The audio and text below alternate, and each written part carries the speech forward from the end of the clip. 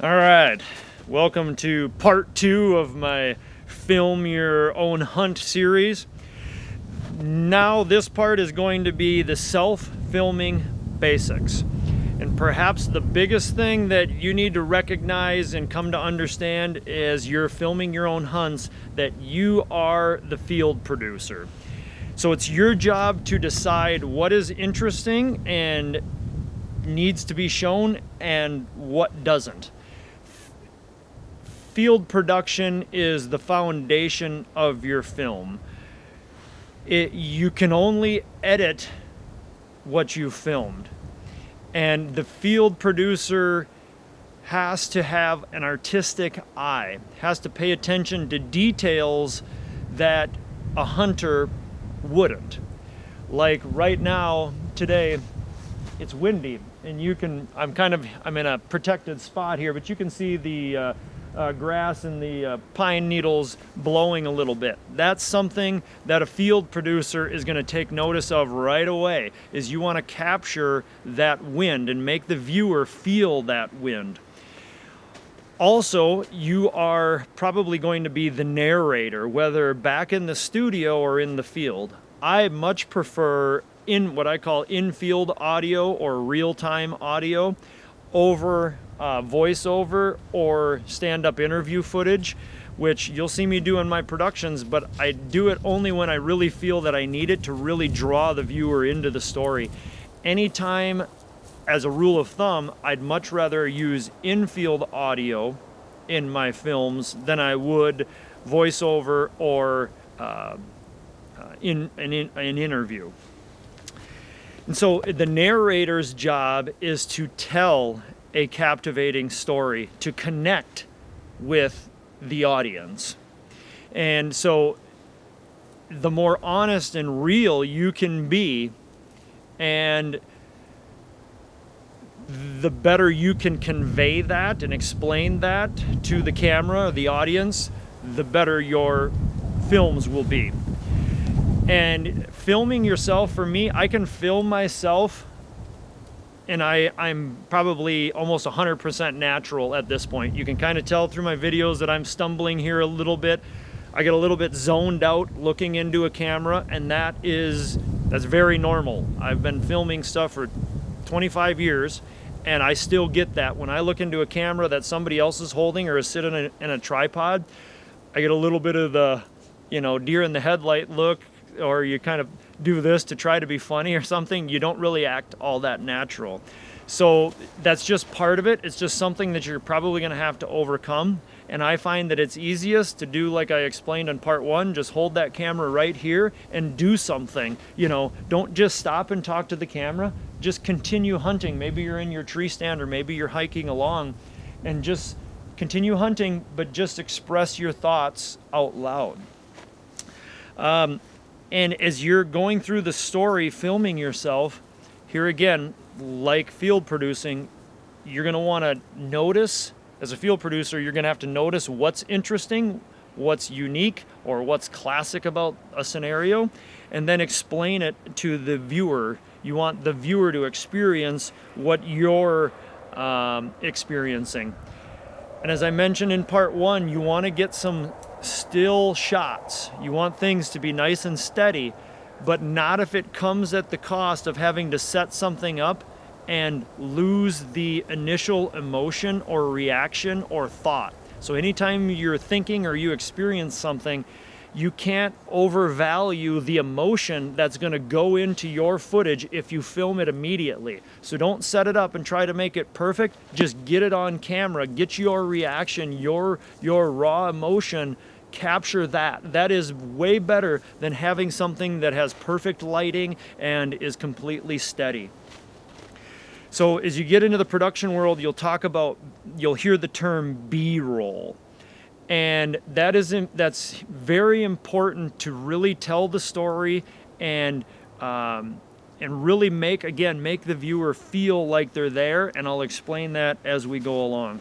But as a rule, don't tell your viewer something. Show them. Tell them something that they can't possibly see, which is probably just what your internal experience is. You don't need to tell them, boy, it's cold today, if there's you can see your breath coming out of your mouth and there's snow on the ground. Okay, don't tell them that it's kind of almost insulting to the audience. It's more impactful if you don't say it, but definitely capitalize on that breath coming out of your mouth, or better yet, an animal's mouth, or as he's walking, ice crunching underneath a deer's hooves or something like that. Way more impactful to show it than it is to tell it. So let's say, to show if let's say you're deer hunting. I'm going to give you some examples. You're deer hunting in the Midwest.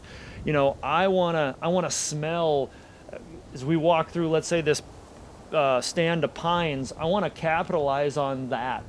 Or you're hunting in it, I want to feel like I want to smell those pine trees. If there's any sap dripping down the bark, I'd want to see that. Maybe if there was any snow melting off these pine needles, I'd want to see that as well. Obviously, let's say a deer is walking through these pine trees and we've got all these dead needles, right? Well, that's really quiet. I'd want to have a close-up of the deer's hooves walking through the pine needles and how you basically can't hear it. Conversely, maybe there's a partially frozen pond or a puddle there, and when that deer steps in that ice, I want to hear that crunch, you know, that's so loud when it's cold out. Or if you're hunting elk in the Rockies, and you're on horseback, I want to maybe in the corner of the frame, I want to see that fresh pile of poop steaming. Probably don't want to highlight it, but you have the horse standing there and there's steam rising off the manure.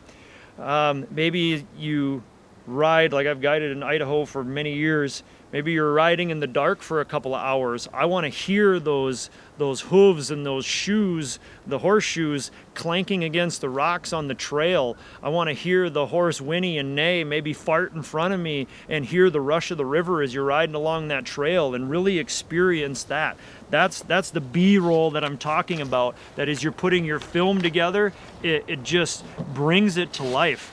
If I'm on an Alaskan hunting trip, which basically that's 90% of what I'm doing, so you know, I want to hear the bush pilot grunting as he's pushing all the gear, trying to fit it into that tiny super cub.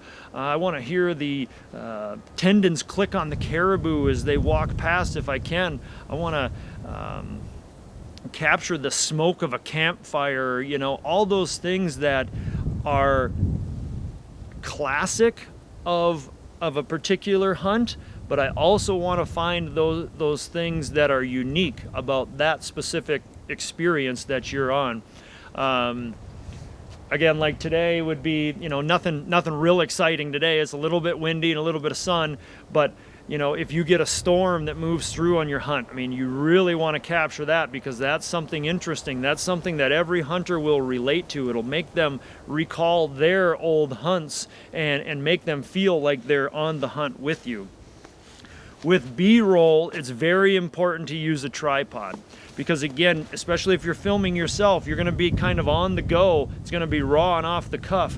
And so when you have let's say 4 or 5 clips of you hiking a ridge and spotting an animal, and you know, maybe it's not big enough or whatever, to get away from that, you don't want to go to another 4 or 5 clips of shaky film work. You want to have something stable. So after that, you could maybe go to, you know, a picture of you glassing again, trying to find more animals, and then maybe some B-roll footage of some wildlife. But then it's really important that it's nice and stable. And use a slow, controlled zoom whenever you can. Don't just zip in there and zip out. Okay, do it nice, slow, and controlled if you can. Time-lapse shots, those are always useful. But as a general rule, what I find, when in doubt, film it. And film plenty of it. That's key, because you're going to find different times where you're going to want to, especially if something's really important or if it's a big animal that you think you want to go after, film that thing for a few minutes, because as you're telling the story, you don't want to have to use the same clips. You'll see it all the time in the production world.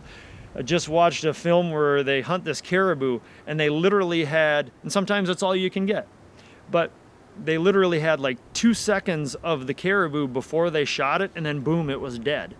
And throughout this film, they had to use that same 2 seconds just before they shot it. They used it like several times. And then all of a sudden you see it again and they shoot it. Well, then you realize that, man, they only had that one little snippet of footage. Again, sometimes that's all you can get, but it's invaluable to have plenty to work with. It just helps you in the editing process. Filming wildlife, again, get it as steady as possible. And just like if you're hunting, you're shooting something with a rifle, you always want to try to get a rest. Same thing with filming something. Use a tree, table. Some of you guys out there are probably really good at resting off the side mirror of a truck. Hopefully not. But you know, if you're sitting there, use your truck. Use anything you can. Your pack. Rest. Steady footage is huge. And so get a controlled zoom in, get a controlled zoom out whenever you can. The same subject, you want to have, let's say you see an elk on the mountain, you want to be broad, you want to be far away, get some footage of them far away, get some footage of them mid-range, and then zoom in as close as you can with your scope cam and get some close-up footage so you have all three to choose from. What I'll do a lot of times is I'll put my camera, my regular camera, on the tripod, and then I'll zoom in on the animal slowly, and then we'll switch over to footage that I filmed from my scope cam. So then you get some real, you know, you'll get in there maybe 100 power on that animal. And again, then it'll be nice and stable. So that's gold when you can get 3 dimensions of the wildlife. So filming a kill shot, that's gonna be tough for you guys that are like literally honestly filming yourself. Probably going to need GoPro on a tripod. I'm 95% of my films I'm filming as I'm guiding, so I'm not the one shooting, so it's a lot easier for me to film the shot, obviously. There's lots of different ways. GoPro with a remote, maybe you're on hunting a bait or something. If you're, you know, there's a scrape or something. There's a lot of different options for you. You can probably figure that out yourself. I don't want to get into that too much because that's not my area of expertise. I just want to share with you what I know, and I know well. I just had a guy ask me this year when I was moose hunting. He said, how do you not jump on the shots? Because as a guide, I don't know when the hunter is going to shoot. And it's funny because I mean, it's been years since I've jumped, I'd like to think. And I'm not so sure I didn't jerk a little bit the very next hunt after that. Lance is his name, after he asked me that question. But what I found the best way to not jump on a shot if you're filming somebody else is this. If you're filming offhand, is to rest. Again, just like you would if you were a hunter. And so then I would film, okay? And always, here's a good tip that I need to mention. If you have a viewfinder, I always get a camera with a, not a side flip lens, but actual just a viewfinder. Use this instead of this, because what happens if you watch something on the screen, you take your eye off the screen, and then the next thing you know, the camera's over here and whatever's interesting is over there. Never fails. Also, this uses a lot more battery. So anytime you're filming something, use the eyepiece and just watch it through the lens. Then you know you'll get it. But back to the point of not jumping on the kill shot, what I've found the best way to do that, because if you jump, if you jerk or flinch, you're gonna go like this, you're gonna go up. So you want to have down pressure on the camera. So you actually want to push down before you know the shot's coming, and that will prevent you from doing that flinch. You might jump a little bit, but nothing like you would if you're sitting there like this. Otherwise, you're going to go like that. So that's something I've learned the hard way over the years.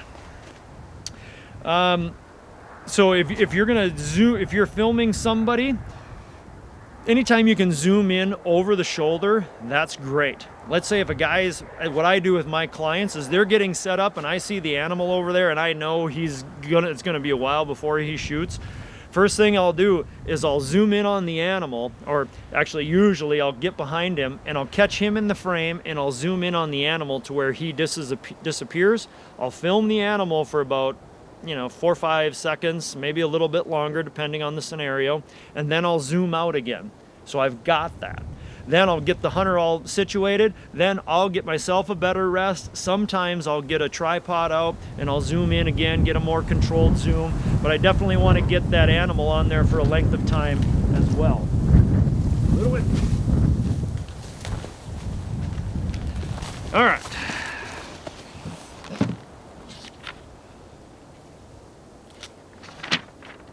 And keep the camera rolling during the stalk and any shots. Keep the camera rolling. Because a lot of times just having a little snippet of audio that happens during those tense moments, you know, before you shoot and during the stalk, having that audio can be invaluable that you can plug in somewhere. And just like spare bullets for a hunter, make sure you have a battery handy, so if it gets low and it starts blinking and all of a sudden everybody has this happen and you know the animal's right there, you don't want to have to chance it and risk running dry on your battery. And so as you come up to the point of the shot and you shoot, again, leave the camera rolling, because you can never recreate those honest, true reactions.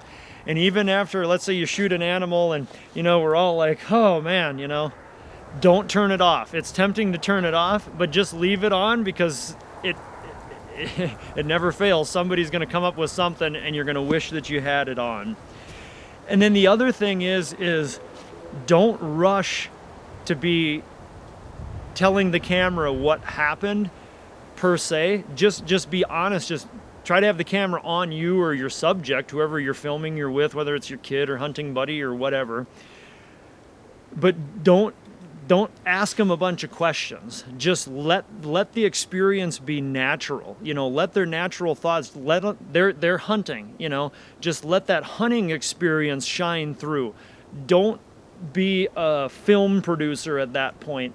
Just let the emotion and the experience just come out, because that hunter, whoever just shot, is at, you know, that is experiencing these moments as hunters that we love. Just don't say anything to them. Almost, that's what I've learned. When I look back at my old tapes, my old footage, I'm like, man, Billy, shut up. Just let those guys voice express themselves. Like, sometimes it'll feel awkward, and that's why I think I interrupt or I say something when I should just shut up and just let them have their moment and say their piece. And so, because it's so natural, and you see it always in the TV, in the 22-minute and 30-second world where you've got to film a TV episode, is they're like, oh, we just went out and we killed this big buck and I used my sense and I did blah, blah, blah. That's rubbish. Nobody cares about that. Everybody's seen that a million times. You want to capture that raw, authentic moment is key. So as you're doing a conclusion of your hunt, let's say, you know, you are with your animal and, you know, you thank all your sponsors and all that junk, but seriously, a lot of people, they want to go, well, we started out today and we went out, we got in the truck and we drove here, or we hiked up this hill. That's okay, but hopefully you documented that already in your footage, so you really don't need that. Again, you just want to try to express and capture and share the present moment. Like, you know, this hunt really makes me think of my grandpa. If it weren't for him, you know, I wouldn't be here. And, you know, thanks to Rob, the neighbor, for letting me hunt this spot. You know, you know, talk about those kind of things, of what that hunt means to you still in that moment. Don't be Johnny TV host, you know. And I'll talk about that a little bit more. And again, these are just my takes, and my perceptions and my opinions and how I produce films. Because in my mind, when I produce a film, I want it to be as valuable 50 years from now as it is today. And again, as you're talking about that and you're maybe reflecting on the experience, maybe you say, oh, you know, back when, you know, I've been hunting this buck for 2 years now, or, you know, 3 months or whatever it is, but, you know, 7 days ago, you know, I I heard that my neighbor shot a big buck or whatever, and I was wondering if it was him or something. I didn't know if this buck was even still alive, and you know, I can't believe that we got on him. You know, those kind of things. Don't go don't tell the story that's already been told. Just focus on the present moment. And I'm probably beating a dead horse here, but I know if you've watched any hunting footage, hunting films, you've seen that. You've seen guys do that. They just go and they try to recreate like the kill shot. Boy, when he stepped out, you know, and I came to full draw, and you know, that's fine, and that's okay to say, to tell the story, but oftentimes we've already seen that, and that's not that unique. If you're going to shoot a deer with a bow and arrow, of course you're going to come to full draw. Not to say that you shouldn't show it, but that's really not like a highlight moment, and there's probably going to be a lot better experiences if you just kind of relax and just focus on telling the story rather than doing what you've seen other people do in hunting television shows.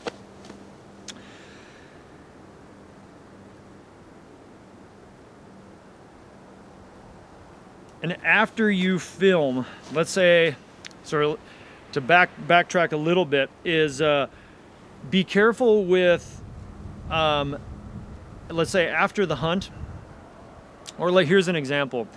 This is a personal preference.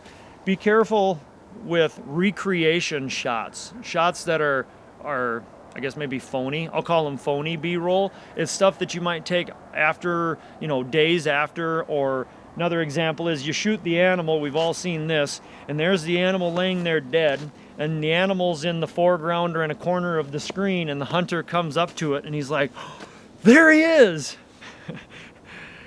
You know, Fred Bear got away with that when, you know, and Fred Bear's, I mean, he's a legend. I'm not knocking Fred Bear, but I mean, the original guys in video production, they did that because that was something totally new, you know, that they were trailblazers. I don't want to discredit them in any way, shape, or form, but we've seen that so much that everybody knows that that's phony, that if the camera's there and you can see the dead animal, the guy walking up to it to act surprised, that's stupid, you know, for lack of better terms.